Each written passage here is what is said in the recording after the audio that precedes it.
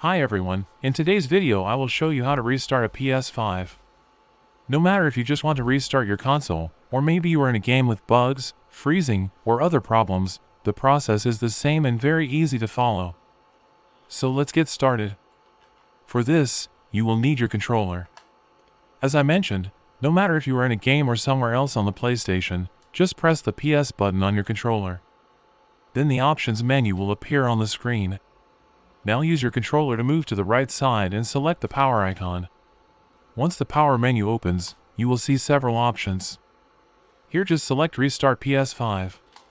Now wait a few moments while the console shuts down and turns back on automatically. Do not unplug the power cable while the PlayStation is restarting. Once the system turns back on, your PS5 will be ready to use again. And that's it. You have successfully restarted your PS5. Thanks for watching. Don't forget to like and subscribe for more quick and easy tutorials.